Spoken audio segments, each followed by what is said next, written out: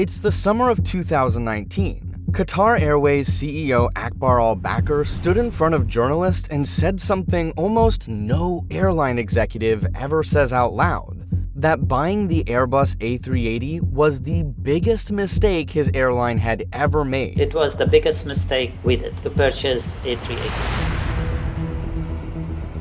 And they were retiring the aircraft beginning in 2024. Within months, Air France, Lufthansa, and Singapore Airlines followed suit, each citing the same conclusion. The economics required to operate this aircraft simply didn't exist. When the pandemic arrived in early 2020, approximately 90% of the world's A380 fleet was grounded. The A380 passenger jet was all but relegated to the scrap heap as travel demand collapsed, with most analysts concluding the type would never return to commercial service. And yet, today, airlines aren't just bringing the A380s back. They are spending billions refurbishing them. An iconic aircraft is now making a triumphant return. Unexpectedly, it's also led to the return of a passenger plane model that was supposed to be on its way out, the Airbus A380. Qantas, which had grounded its entire A380 fleet just years earlier, spent nearly $400 million and 100,000 man-hours to return them to service. Emirates is currently in the middle of a $2 billion retrofit program covering almost its entire A380 fleet. And Qatar Airways, the same carrier whose CEO publicly called it one of his airline's biggest mistakes, is now being forced to bring the aircraft back into operation. So, what exactly happened? How did this aircraft go from being perhaps the most embarrassing commercial failure in modern aviation history to suddenly becoming indispensable? And more importantly, is this comeback built on something real, or is it simply a short-term fix that will collapse the moment a better alternative arrives? But before we understand why airlines are suddenly interested in bringing back their fuel-guzzling A380s, we first need to understand why Airbus built it in the first place, its troubled development, and why it ultimately collapsed. Because that's quite an interesting story in itself. The Airbus A380. Biggest passenger airplane ever built. It's huge. It's the late 1980s. At the time, the aviation industry is going through what can only be described as some sort of revolution.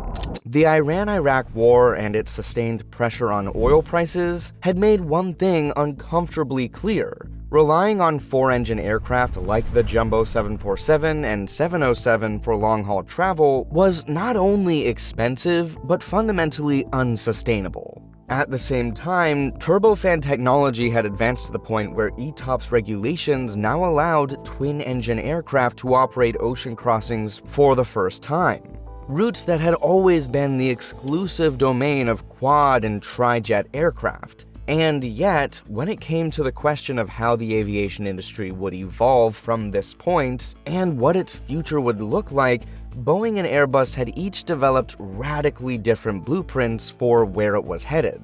James McNerney, who was a Boeing director at the time, saw a world of non-stop flights connecting regional airports, steadily diminishing the role of massive hub airports such as Charles de Gaulle and Heathrow.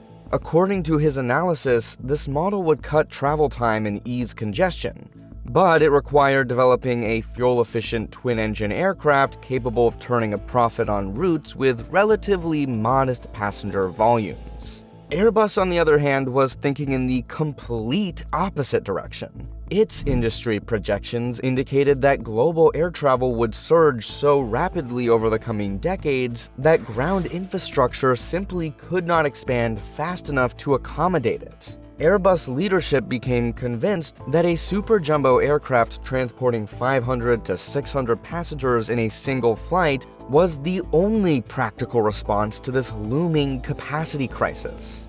But that wasn't the only reason Airbus landed on that conclusion, because there was a second motivation operating underneath the surface, one that was rooted in competitive pride rather than market data. You see, even though Airbus had developed solid aircraft like the A320 and the A300, Boeing still dominated the aviation industry, and it had one aircraft that Airbus simply could not compete with: the legendary Boeing 747. Its massive size and iconic hump had made it synonymous with international air travel, and for Boeing, it had become some sort of poster child despite every other aircraft in its lineup. It was a prestige symbol, and Airbus had nothing like it. According to Richard Abulafia, vice president of an aerospace consulting firm, Airbus was experiencing something he described as fuselage envy. Airbus executives had become enchanted with the idea that building an aircraft larger than the 747 would demonstrate Airbus's engineering superiority over their American rival. And if successful, this aircraft could theoretically become the defining plane of the era, much like the 747 had been for its generation, ultimately positioning Airbus to surpass Boeing as the preeminent manufacturer in the minds of travelers and airlines alike. Boeing knew about Airbus's growing ambitions, and it was also a period when 747 sales had begun to slow. So, while they quietly pivoted toward developing a fuel-efficient twin-engine aircraft that would eventually become the 777, they approached Airbus with an unusual offer: a joint market research study to evaluate the viability of ultra-high-capacity aircraft. On the surface, it was framed as a shared investment in understanding the market, but in practice, it was an attempt by Boeing to gauge whether Airbus was genuinely committed to building a 747 rival and, if so, how to strategically respond to that development. And in a shocking move, Airbus actually agreed. While the exact reasoning behind that decision is not clear, some observers believe Airbus welcomed the opportunity to learn more about the market and the underlying technology involved in the development of jumbo aircraft. Others suggest the company hoped Boeing would spill the beans on useful information that could accelerate its own program. But regardless of the motivation, as the study progressed, it became evident that a new four-engine widebody was not economically viable, and Boeing withdrew from the partnership before reaching any formal conclusions. For Airbus, however, it was already too late. The company had invested substantial resources and time in planning the new jumbo, and its desire to build a 747 rival stopped them from even considering the objective reality. So, despite significant objections, particularly from British members of the Airbus leadership, the company pressed ahead with the A380 program in the year 2000. According to Forbes, the very existence of the A380 was a product of Boeing cleverly taking advantage of Airbus's ambition to defeat Boeing in the market for jumbo jets. But do you know you've been taken advantage of every time you log into public Wi-Fi? Which brings me to today's sponsor, NordVPN. Here's what most people never think about. The second you connect to free airport, hotel, or cafe Wi-Fi, you're trusting a network you know nothing about. And it is shockingly easy for someone to set up a fake hotspot, sit quietly in the middle, and read everything you send. Your logins, your card details, your messages. You'd never even know it happened. NordVPN encrypts your entire connection. So even on the sketchiest public Wi-Fi, nobody in the middle can read a thing. One tap and you're covered. I keep it on every time I travel. And my favorite part is a feature called Threat Protection Pro. It checks websites before they load on your screen, so if you ever click a dodgy link or a fake login page, Nord just blocks it before it can do any harm. In fact, it also scans the files as you download them, so if anything you grab turns out to be infected, Nord wipes it before it ever reaches your device. One account covers up to 10 devices, so my phone and laptop are both handled. Now, to get started, just scan this QR code or head over to nordvpn.com/BeyondSky. That gets you 4 extra months free on the 2-year plan. And Nord gives you a 30-day money-back guarantee, so you can try it completely risk-free. Thanks NordVPN for sponsoring this video. Now, let's get back to the story. Now, designing a new commercial aircraft is already a massively expensive undertaking. But designing one at this scale, a full-length double-decker with a wingspan of nearly 80 meters, capable of carrying over 500 passengers, placed it in an entirely different category of complexity and cost. Airbus began the development of the program with an estimated budget of almost $10 billion, and to break even, the company needed to sell around 270 aircraft at its target margins. But before a single commercial flight had even taken place, that number had already been revised sharply upward. And the reason for that brings us to one of the most embarrassing engineering failures in Airbus history. You see, the A380 was built across multiple countries. Wings were manufactured in the United Kingdom, fuselage sections came from Germany, France, and Spain, and everything was then transported to Toulouse for final assembly. Each fuselage section arrived by ship to the port of Bordeaux, then traveled by river barge and specially modified road convoy along routes that had been widened specifically for the purpose. And inside each completed aircraft sat 530 kilometers of electrical wiring, 98,000 individual wires, and 40,000 connectors. It was, at the time, the most complex electrical system ever installed in a commercial aircraft. The problem was that the French and British manufacturing facilities were running a newer version of Airbus's internal design software, while the German and Spanish facilities were using an older version. When the wiring harness files were transferred between these systems, the two software versions failed to communicate correctly. To make matters worse, when engineers in Toulouse began the physical process of installing the wiring on the production aircraft, they discovered that the harnesses were too short, and they simply did not reach their connectors. The cable's too short. I mean, connector is here, and the cable ends here, and we have to have another 1 centimeter. At one point, over 1,000 German engineers had to be dispatched to Toulouse in an attempt to rework the wiring by hand, and the entire electrical system had to be stripped out, redesigned, and reinstalled from scratch. The consequences were severe. In mid-2006, while Boeing was making substantial progress on the 787, Airbus made its first public announcement of delays, initially framing it as a setback of around 6 months. But a second announcement followed, extending the timeline further, and by the end of that year, the cumulative delay had reached nearly 2 years, with a projected earnings shortfall of approximately $5.6 billion by 2010. FedEx and UPS, which had each ordered 10 A380 freighter variants, exercised their contractual right to cancel. And with that, the freighter version of the aircraft was quietly abandoned, eliminating what could have been a substantial secondary revenue stream before the passenger variant had even carried its first paying customer. The situation became so serious that Airbus shares fell by almost 26% in a single day, and CEO Gustav Hubert was forced to resign. When Airbus eventually revised its break-even calculation after the delays, the number had climbed to 420 aircraft, with development costs now exceeding almost $25 billion. And finally, in October 2007, the Airbus A380 entered service with Singapore Airlines as its launch customer. The aircraft was genuinely impressive, offering unparalleled passenger comfort and capacity that no other aircraft in history could match. But commercially, the picture that emerged was an uncomfortable one. Across the entire global airline industry, just 14 carriers ever placed orders, for a total of 250 aircraft, far short of the program's break-even threshold.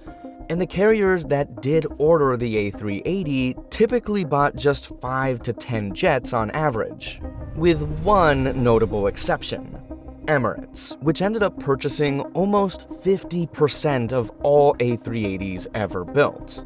But the most glaring failure of the A380 was its complete inability to make any inroads into the American aviation market.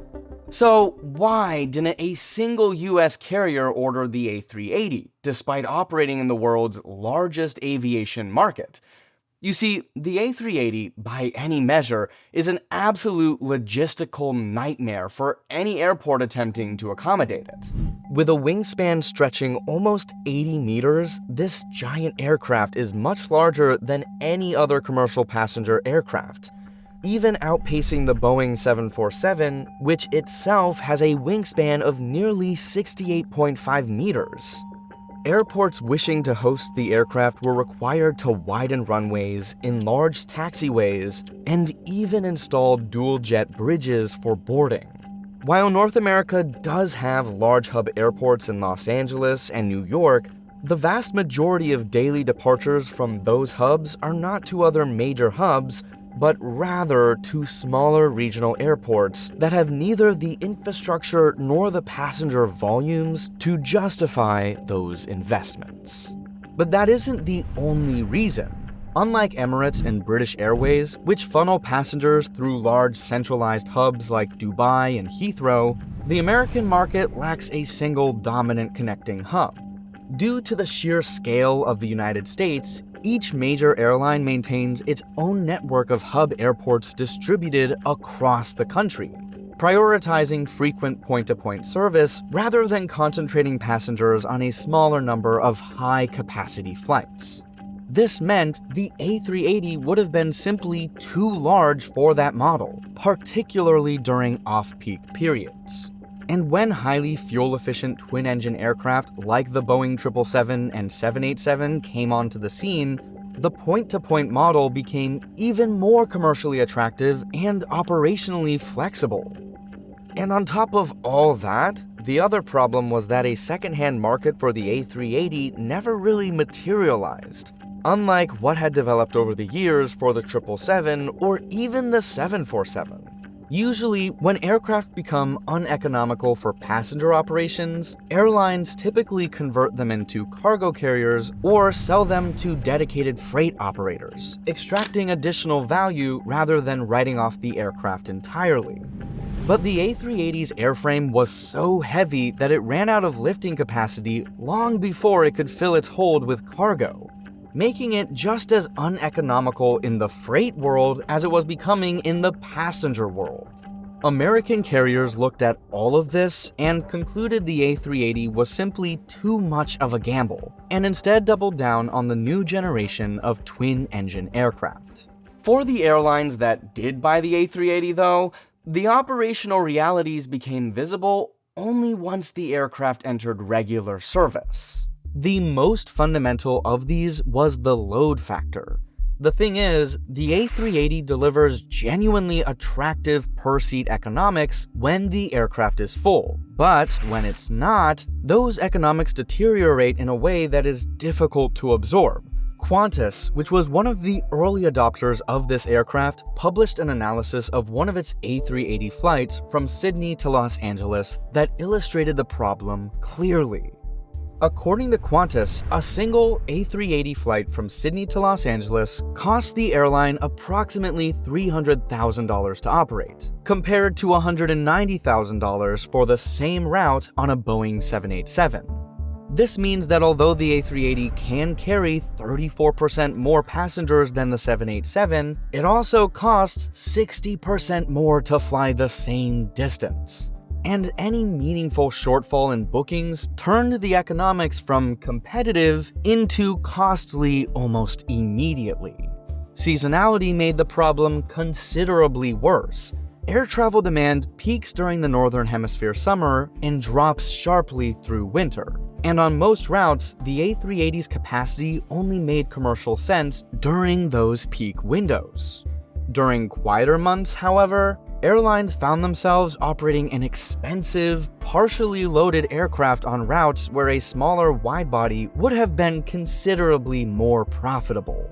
Only Emirates, with its year-round hub volumes and the particular geography of its network, could fill the A380 consistently enough to make the economics hold across a full calendar year.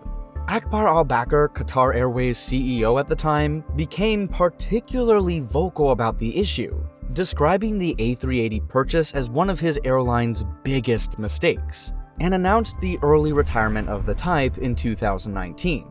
Air France, Lufthansa, and Singapore Airlines soon followed with their own retirement announcements. And when the pandemic arrived in early 2020, it stripped away any remaining ambiguity.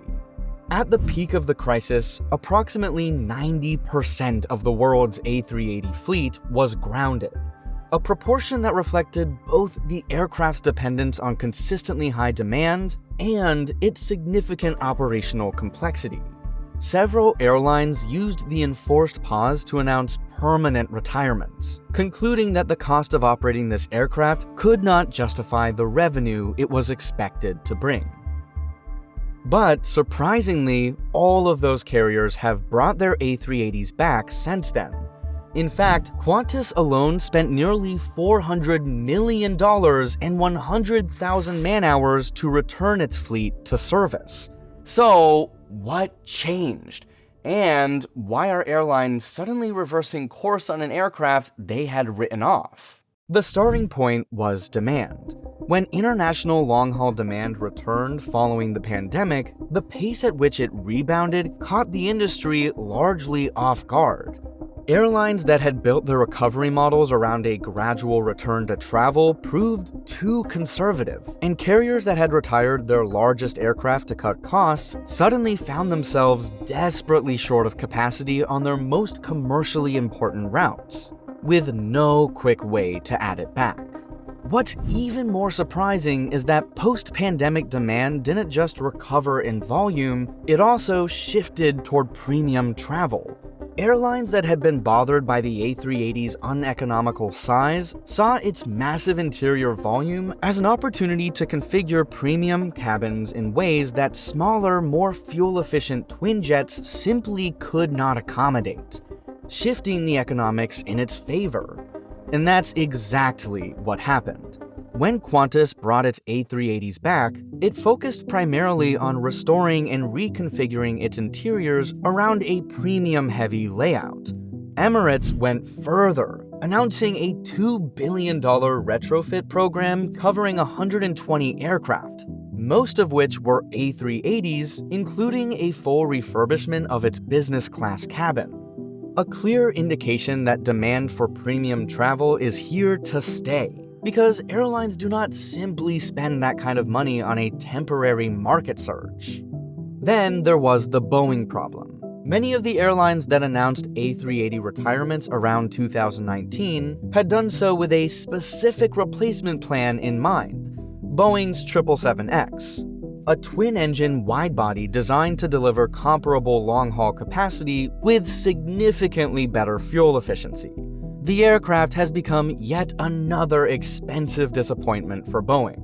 Originally scheduled to enter service in 2020, the aircraft has experienced repeated delays driven by structural and reliability concerns, and it is not now expected to enter service before mid-2027 at the earliest.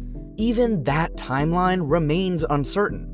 Lufthansa, which had retired its entire A380 fleet during the pandemic, has been forced to bring the aircraft back specifically because the 777X it had been waiting for has not materialized.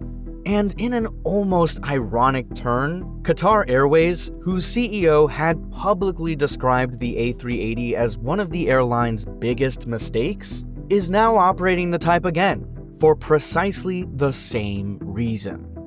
And finally, the slot congestion logic that originally led Airbus to build the aircraft has reasserted itself. Heathrow, Frankfurt, and Dubai have not become less constrained. If anything, the combination of surging travel demand and limited airport expansion has made the case for concentrating more passengers on fewer flights more relevant than ever. And in doing so, the A380 is finally solving the problem it was always designed to solve. So, what do you think? Is the A380 here to stay, or will it quietly disappear the moment the 777X finally enters service? Let us know your thoughts in the comments below.